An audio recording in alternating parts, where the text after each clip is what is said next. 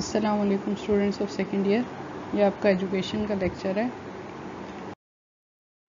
آج ہم اپنا تھرڈ چیپٹر سٹارٹ کریں گے جو کہ ہے پاکستان کی تعلیمی پالیسی۔ ٹھیک ہے، آپ فرسٹ 2 چیپٹرز آپ نے اپنی بک کے پڑھ لیے تھے، اور پہلا چیپٹر جو تھا ان دونوں چیپٹرز میں جو ہے وہ پاکستان کے جو تعلیمی نظام ہے آج موجودہ دور میں اس کی تمام تر ہسٹری جو ہے وہ ڈسکس کی گئی تھی۔ سب سے پہلے برصغیر میں مسلمانوں کی تعلیم، یہ والا چیپٹر پڑھا کہ جب مسلمانوں کی اپنی حکومت تھی، برصغیر کے حکمران وہ خود تھے 7 صدیوں تک، 700 سال تک، تو وہاں کا نظام تعلیم کیا تھا، کون کون سے علوم پڑھائے جاتے تھے، کس طرح کا نصاب تھا، اور کون کون سی زبانوں میں تعلیم دی جاتی تھی۔ اس کے بعد ہم نے پڑھا کہ کس طرح سے جو ہے وہ برصغیر پر برطانوی حکومت ایسٹ انڈیا کمپنی کے شکل میں جو ہے وہ انہوں نے وہاں پہ اپنے قدم جمائے، پہلے تجارت کی غرض سے، اس کے بعد برصغیر کو جو ہے وہ انہوں نے اپنے قبضے میں کر لیا اور وہاں کے حکمران بن گئے، جو کہ دوسرے چیپٹر میں ہم نے پڑھا تھا جنوبی ایشیا میں برطانوی نظام تعلیم۔ ٹھیک ہے، اور پھر مسلمانوں کی تعلیمی، معاشرتی، معاشی بدحالی کا سارا اس میں آپ نے پڑھا تھا، کون کون سی تعلیمی تحریکیں تھیں جو شروع کی گئیں اس دور میں۔ پھر مسلمانوں کو جب جنگ آزادی مسلمان ہار گئے اور ان کے ساتھ جو ہے وہ انتہائی برا سلوک کیا گیا برصغیر برطانوی حکومت کی طرف سے،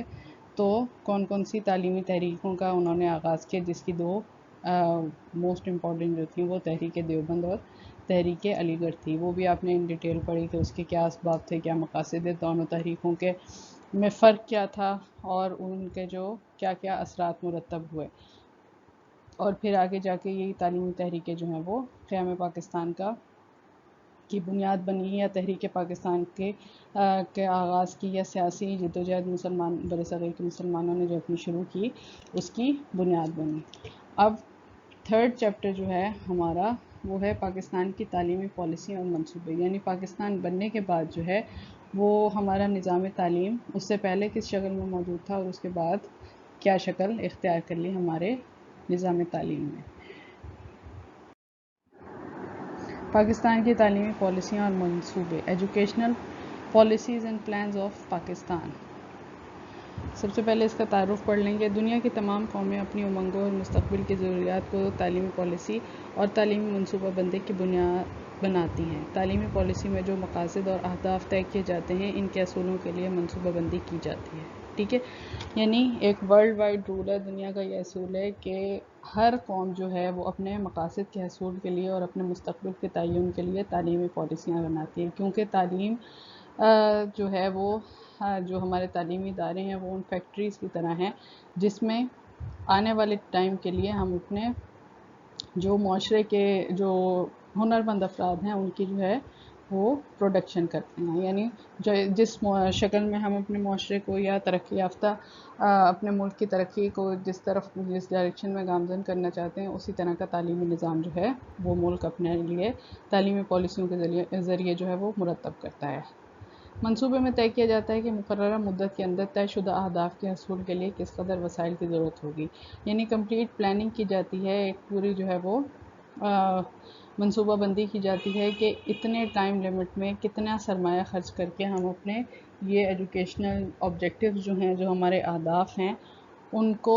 کس طرح سے اپنی ریسورسز یوٹیلائز کر کے کتنا ایک اپنا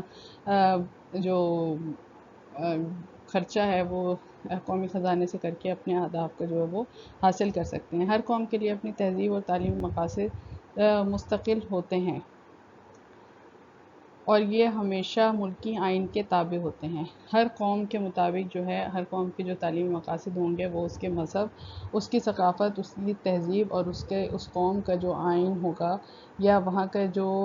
اس ملک کو قائم کرنے کا یا وہ ملک بنانے کا جو نظریہ ہوگا، یا اس ملک کی جو ایک ہسٹری چلی آ رہی ہوگی، ہمیشہ تعلیمی مقاصد جو ہیں وہ اس کے مطابق رکھے جائیں گے۔ ملکی آئین جس تہذیب کو مقصد حیات قرار دیتا ہے، وہی اس ملک کی اجتماعی زندگی کے تمام شعبوں کا مقصد حیات بنتا ہے، یعنی جو ملک کا آئین ہے، وہاں کا جو لاء ہے، وہاں کا جو بنایا گیا ہے، اس میں زندگی گزارنے کا مقصد کیا مقرر کیا گیا ہے، اسی کے مطابق جو ہے وہ تعلیمی مقاصد یا تعلیمی پالیسیاں بنائی جائیں گی، کیونکہ آگے جا کے جب پریکٹیکل لائف میں یہ ایک فرد جو ہے معاشرے کا حصہ بنے گا اور اپنی عملی زندگی کا آغاز کرے گا، تو وہ ساری چیزیں جو اس نے اپنے تعلیمی کیریئر میں سیکھی ہوں گی، پڑھی ہوں گی، وہ سب اس کا پریکٹیکل امپلیمنٹ کرے گا۔ ان تمام شعبوں کی افرادی ضروریات پوری کرنا تعلیم کا ایک اہم بنیادی فریضہ ہے۔ تمام شعبے جو ملک میں کام کر رہے ہوں، ان سب کا ان کی افرادی ضروریات، ان میں جتنے لوگ ہر شعبے میں کام کر رہے ہیں، ان کے ہر شعبے کو افرادی ضروریات، یعنی جو اس شعبے کو چلانے والے لوگ ہیں، وہ سب ہمارا تعلیمی نظام ہی اس ملک کو پرووائڈ کرتا ہے۔ ٹھیک ہے، اب پڑھتے ہیں ہم کہ اسلامی جمہوریہ پاکستان کا نظریہ تعلیم کیا ہے۔ یہ تو ایک اوور آل آپ کا انٹروڈکشن ہو گیا۔ اب اسلامی جمہوریہ نظام جو ہے اسلامی جمہوریہ پاکستان کا نظریہ تعلیم کیا ہے، جس کے جو کہ ہمارے تعلیمی نظام کی بنیاد بنا۔ اسلامی جمہوریہ پاکستان کا ایک نظریاتی مملکت ہے، یعنی ایک باقاعدہ ایک خاص نظریہ ہے جس کے تحت یہ ملک قائم کیا گیا، جہاں تعلیم کو نظریہ پاکستان کے استحکام کا وسیلہ بنایا گیا ہے، جہاں کہ تعلیم ایک ضمانت ہے ملک کے استحکام کی یا ملک کی جو ہے وہ بھلائی اور بہتری کی۔ پاکستان میں اس ضرورت کا احساس ہمیں قیام پاکستان کے فوراً بعد ہی بانی پاکستان قائد اعظم نے پہلی تعلیمی کانفرنس 1947 کے نام اپنے پیغام میں یوں دلایا۔ 1947 میں جو پہلی تعلیمی کانفرنس ہوئی، اس میں قائد اعظم محمد علی جناح نے ان الفاظ میں جو ہے تعلیم کی اہمیت کو اجاگر کیا۔ اپنی تعلیمی پالیسیوں اور پروگرام کو ایسے خطوط پر چلانا چاہیے جو ہمارے لوگوں کے مزاج کے مطابق ہو اور ہماری تاریخ اور ثقافت سے ہم آہنگ ہو۔ تعلیمی نظریات یعنی اپنی تعلیمی پالیسی اپنی ثقافت، اپنے مذہب اور لوگوں کی جو سوچ ہے اس کی آئینہ دار ہونی چاہیے، تاکہ لوگ اس کو بآسانی سیکھ سکیں، سمجھ سکیں اور اس پہ عمل درآمد بھی کر سکیں۔ تعلیمی نظریہ پاکستان کے فروغ میں اہم کردار ادا کر سکتی ہے۔ تعلیم کے ذریعے ہی طلباء کو قیام پاکستان کے مقاصد سے روشناس کرایا جا سکتا ہے۔ قوم میں اتحاد و یگانگت، یکجہتی اور جذبہ حریت برقرار رکھنے اور اسلام کے بنیادی عقائد و اقدار کے مطابق زندگی گزارنے کے لیے تعلیم مؤثر کردار ادا کر سکتی ہے۔ اب انہوں نے بتایا کہ تعلیم یہ واحد طریقہ ہے جو کہ آنے والی نسل کو ان تمام قربانیوں سے،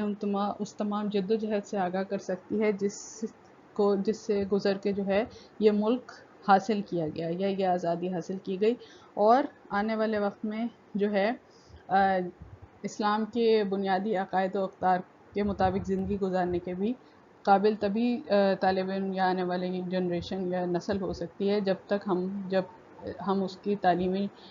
پالیسیوں میں، اپنی تعلیمی پالیسیوں میں اسلامی اقدار اور جو ہماری دینی تعلیمات ہیں ان کو شامل کریں گے، تبھی جو ہے وہ آنے والے نسل جو ہے یا اس کو پڑھنے والے تعلیم جو ہیں وہ اپنے مذہب سے جو ہے وہ ان کو ان مذہب کی تعلیم ملے گی اور اپنے عقائد و اقدار کی وہ پاسداری کر سکیں گے۔ ٹھیک ہے، نیکسٹ ہے پاکستان کے حصول کا مقصد۔ ٹھیک ہے، یعنی پاکستان جو ہے وہ حاصل کس لیے کیا گیا۔ پاکستان اسلامی نظریات کی بنیاد پر قائم ہوا۔ پاکستان کے حصول کا مقصد ہی یہ تھا کہ یہاں زندگی کے تمام شعبوں میں اسلامی نظریہ حیات کو نافذ کیا جائے۔ اس لیے قیام پاکستان سے اب تک بننے والی تمام پالیسیوں میں اسلامی نظریہ حیات کو مقاصد تعلیم کی بنیاد بنایا گیا ہے۔ یعنی پاکستان کے قیام سے پہلے جو ہے تبھی پاکستان کی تعلیمی پالیسی کے بنیادی مقاصد کو سمجھا جا سکتا ہے کہ پاکستان کی تعلیمی پالیسی کا بنیادی مقصد جو ہے وہ اسلامی نظریہ حیات ہے، کیونکہ یہ ملک جو ہے وہ قائم ہی اسی نظریے پہ ہوا ہے کہ مسلمان جو ہیں وہ ایک جداگانہ قوم ہے، ان کا مذہب، ثقافت، تہذیب، تمدن، تاریخ، ورثہ سب کچھ جو ہے وہ باقی تمام جو برصغیر کی قومیں ہیں ان سے الگ ہے، اور وہ ایک الگ قوم ہے، کوئی اقلیت نہیں ہے۔ ٹھیک ہے، تبھی جو ہے وہ اسی بنیاد پر جو ہے دو قومی نظریے کی بنیاد پر اس ملک کا مطالبہ کیا گیا تھا، اور اسی بنیاد پر جو ہے یہ ملک حاصل بھی کیا گیا اور آزادی حاصل کی گئی۔ اسی لیے ضروری ہے کہ اسی لیے تمام اب تک تعلیمی پالیسیاں قیام پاکستان سے لے کے اب تک جتنی بھی تعلیمی پالیسیاں بنی ہیں ان میں بنیادی مقصد جو ہے یا ان کا جو ان کا بنیادی مقصد اسلامی نظریہ حیات ہی بیان کیا گیا ہے. ٹھیک ہے جی، یہ ہو گیا آپ کا آج کا لیکچر. اس کو اچھی طرح سے آپ نے سمجھ کے پڑھ لینا ہے. پھر نیکسٹ انشاءاللہ آپ کا ٹاپک سٹارٹ ہو رہا ہے نظریہ پاکستان کا تعلیمی مفہوم. یا پھر ہم اس کی ریڈنگ کر لیجیے گا یا پھر ہم نیکسٹ لیکچر میں پڑھیں گے. اوکے.